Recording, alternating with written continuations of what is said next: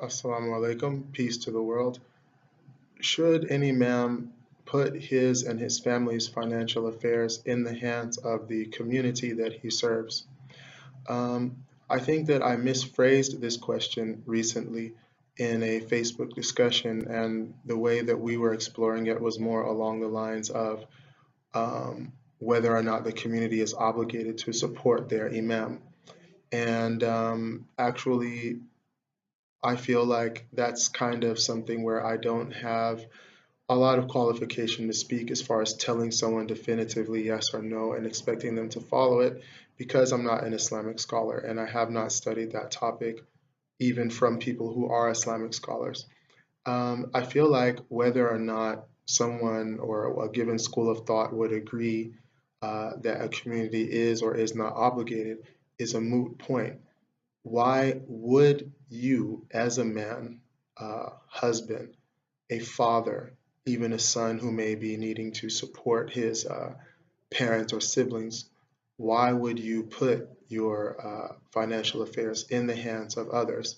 And in fact, this is something that can be extended outside of the Islamic context to, you know, being employed and having only one source of income, even if you're in a business and you have only one source of income. Is this wise? But going specifically to the issue of the imam, um, some of the basic needs that a person has, I think, as a leader, husband, father, would be housing. So if an imam is basically being supported by the community as his only source of income, what if he wants to buy a house? And should he then obligate the community to pay for that? And I think from the Islamic standpoint, obviously taking an interest loan or taking interest-based financing is not allowed. So it's then something that has to be done in cash. So are we saying that the imam can say, I want to own a house, and therefore you as a community need to provide that amount of cash? I don't think it's reasonable to wait I don't think it's wise to wait until you can get a group of people to agree to do that for you. How long would it take? If you're talking about, I think most states in the US, then we're talking about hundreds of thousands of dollars to own a home. Why would the community focus its resources towards that when they could be spending, in the focusing on getting the couple of million that you need to buy, the sort of establishments that you need to base a community around, a mosque, a school, recreation centers, places for classes, places to house people who are in need, etc. So why would you be expecting the community to do that? What if it's just the issue of housing coming from rent? Well, as an imam, what if there's inflation or a real estate bubble so that rents go up faster than, wages rise? Would you then be saying that, what if the community says, well, look, rents are going up at this rate, but we're not necessarily making more money, so we're not going to increase the amount that we provide to you as our imam? What should that person then do? Move to a smaller home or apartment and continually do that? Or should they have their own means of deciding where to place their family? Um, if it comes to food, again, what if the imam is saying, well, I feel that, I want my children to have a certain diet, we're going to go to organic, and the community says, well, we don't want to pay for that. We feel that eating this type of food is good enough for you. That choice is taken away from that person because he's depending on not only their support, but their agreement about how he should live and how much he needs to do that. I was in a very unexpected situation where my wife developed an intolerance to gluten, and that was after one of her pregnancies. So I suppose, changes in the body led to that. That led to a very sudden spike in our food costs because we had to go for all the gluten-free options, even when it came to buying different types of flour and ground up grains to be able to make the types of foods that she normally ate. So again, if I were an imam in that context, would I be saying, well, look, I have a doctor's report. It's not celiac disease. She's not allergic to gluten, but she really just feels uncomfortable in her stomach when she eats it. So I think that you need to start paying me this much more for food every month. And the community has to then vote. And whether or not they vote, where would the money come from for them to suddenly be taking more money out of their food budget to accommodate my needs? I don't think that's reasonable. And I don't think that's the kind of predicament that I would want to put my family in when that was a real health need. Um, what about things like what is considered essential and non-essential? As an imam, I suppose in a Western society, there may be a preference for an Islamic school. Those are sometimes very costly, especially if there are several children. So is the community obligated to educate the imam's children wherever he chooses? What if he chooses a private school? What if he chooses a charter school? Does the community have to accept the decision without question, or does the imam have to subject himself and his family to the whims and the tastes and the basically, the ideas of that community? Um, when you talk about what if the imam decides that he wants his sons or daughters to play sports, or the sons and daughters decide that they want to play sports, well then there's a need for basketball shoes. Should there be an application to the community? When would you make that application? A Friday khutbah sermon where you say, after the sermon, my daughter's on the basketball team and we need to buy shoes. You as a community need to pay for those. And here's the bill. And in fact, I want this type of shoe, not that lower quality, cheaper brand. Um, Again, I think that these are real issues and it's not really about trying to be facetious. I'm talking about the things that I think all husbands and fathers deal with. What if it comes to children at all? Meaning the community would say, well, we're not going to pay for any more kids. You have the fifth child, and that's too many for us to pay for. We don't see why you need to have more children. Do they have a right to say that? They're paying for those children's livelihood, education, diapers, etc. Medical insurance, should the community pay that and for the premiums, or should the imam pay for that and then raise the salary? Is such a thing even available? I mean, the practicalities of American life involve taxation. So if a person's giving a significant portion of their income to someone to support them, how do they, you know, kind of classify that on their taxes? If I'm the person receiving those funds, then how do I say, well, I'm getting this much money from this group? People give me money and that's what I live off. So should I pay taxes? Should I file? Should I not? How do I explain how I'm living if I'm not paying taxes? Um, and should that be something where now this community should form some sort of corporation to handle, the legal and tax side of it? If so, who's on the board? Is it a company where the imam is the CEO and the first and only vote? Is he even on the board and it's, at all? Or is he just one of the voices on the board? I feel all of these put someone under a lot of constraints where they cannot decide what to do with their life because they're constantly subject to the circumstances of the community. For example, during the financial crisis that happened in 2008, there were, I think in the state of Michigan, they actually counted the number of people who were moving out of the state per day. They were able to calculate it, and the average was something, I think it was even in the hundreds per day were leaving Michigan. So I can imagine that certain communities may have become vacant. Should the imam's salary stay the same if there are less members in the community contributing? Or would the imam himself have to leave?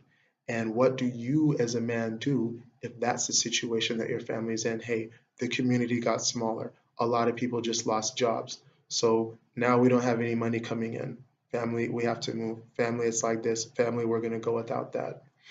Um, so I think that as a man, it's unwise and irresponsible to, to do that, where you put your financial affairs in the hands of a community. Now, my experience is I used to live in the United States, okay? and I served as an imam there as a khatib, basically as someone who gave sermons on Fridays.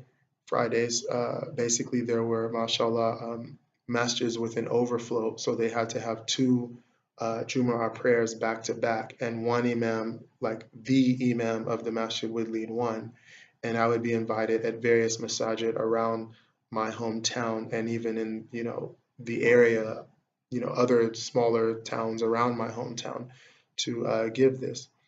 I didn't feel from those experiences that I was going to charge or that I was even thinking what the compensation should be or would be.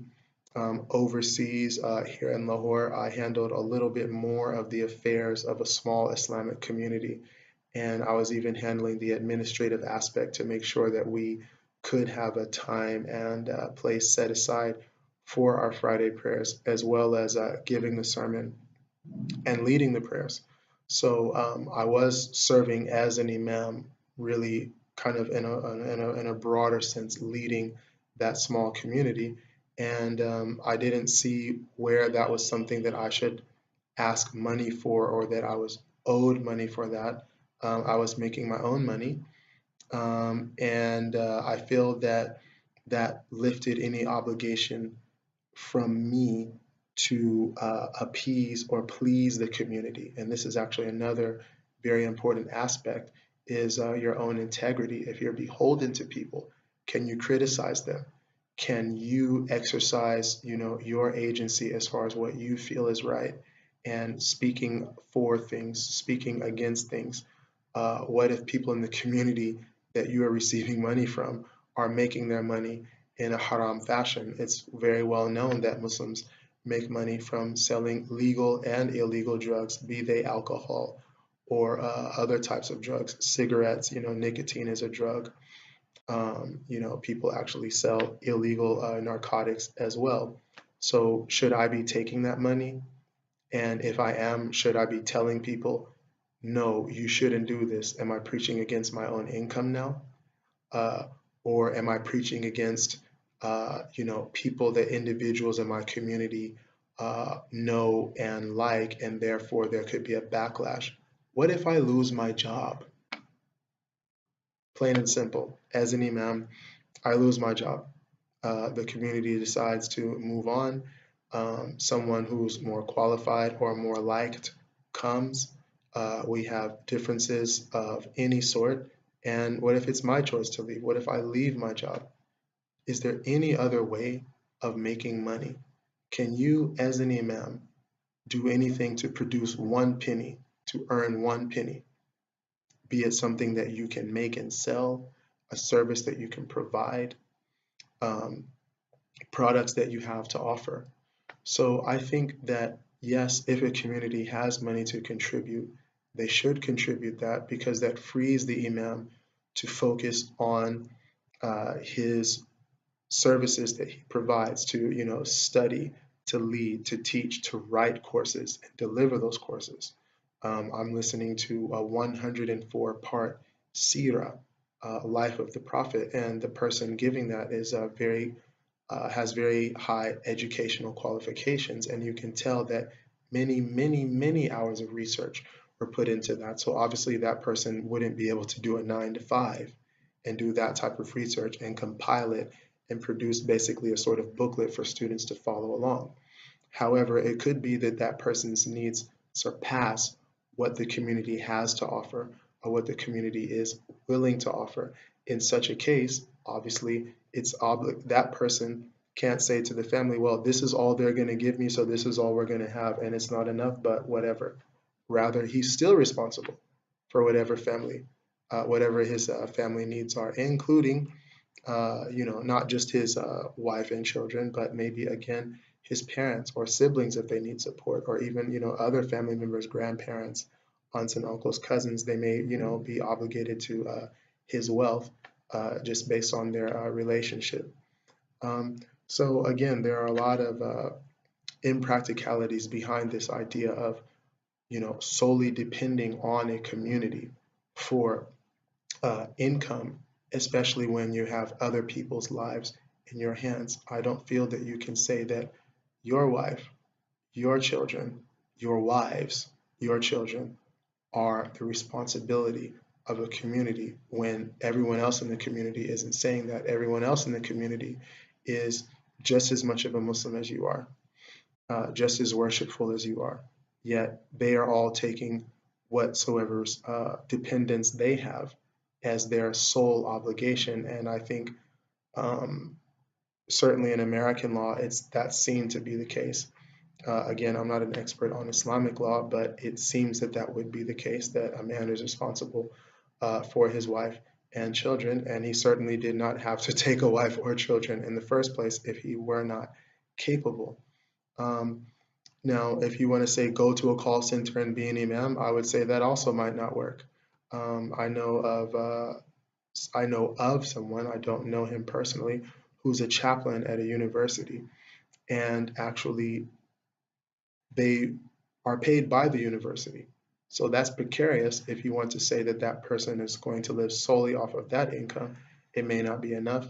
It could be that, the university has its prerogatives and objectives, and they may move on and say, look, we're ending the chaplaincy, or, there's a very transient student body, so you can't expect that those young people who are studying will be able to financially support you, especially if this is a university town, which, cities and downtowns are expensive. But I know that this person actually is a partner in a halal meat business with someone else with whom I am acquainted. So it's obviously something where they've used their contacts and their interests and experience as a Muslim to, segue into something else that's related, that's completely halal, and that's you might say, directly Islamic. And if and when that chaplaincy ends by whatever reason, it won't be an issue for that person. He can obviously continue, uh, making a living without, basically having his entire family in jeopardy. And whilst he is serving as a chaplain at that community, his integrity is not in jeopardy because he's not obligated to that university for his and his wife's and his children's living. So, long story short, I want to reiterate that I'm not trying to make, let's say, a fatwa or something like that, a definitive Islamic statement, but I'm saying that it's impractical as a man, as a father. I think it's a bad example to the community to be depending on others for one's and one's family's living. And it's irresponsible to have only one stream of income. That's a bad example for the community as well, because any one of those people could fail financially at what they're doing and be left completely, out to dry, so to speak. One meaning if I lose this job, then I'm not going to have any way of paying rent next month, or I'm not going to be able to continue to make my house payments, or I may be forced to, move or go into a situation where I'm making my income in a questionable or forbidden way. There's a famous story of a great scholar who had 1,000 gold coins and was on a ship journey seeking knowledge. This is one of my so-called dependents here. And he perhaps unwisely intimated to someone also on that ship that he had those coins with him. This second person said, hey, I know how to get this money. I will announce to the captain that my 1,000 gold coins were stolen. And when they search and find it, my claim is there first. So I have a 50-50 chance of getting it. Maybe they'll believe him that it's his. Maybe they'll believe me that it's mine. So I have what I have now, or maybe I get 1,000 coins. So the entire ship was searched and no gold coins were found. Nothing happened. They disembarked. And then this person caught up to that scholar and said, well, what happened to the money? You had it and they never found it. They searched everything. So what did you do? He said, I threw it into the sea once I heard you say that. Why? Well, I didn't want it to be said that I was even accused of theft because people take their religion from me. And everything that they take from me, which is valid, would be called into question because of even the accusation. Now, that's another whole story. But the point that I'm trying to illustrate from that story right now is this, that this person was a scholar and he had 1,000 gold coins. Now, I've had gold coins, and what I've done is literally take hundreds of dollars, I think even more than $1,000 to get one of those. So for me to have 1,000 of those would basically be $1 million. So this scholar was gainfully and successfully employed or in business to the tune of millions. And it may not have been all the money that he had. And I think this is the most important point to take away is that we, as family leaders and as Islamic leaders, we are in charge of our family's affairs. And whether or not a community is able or willing to give support, we should never rely on that. We should never rely on one stream of income. And we should never be irresponsible with our family to put their welfare in the hands of others. This is just my opinion. Allahu alam. Assalamu alaikum wa rahmatullahi wa barakatuh.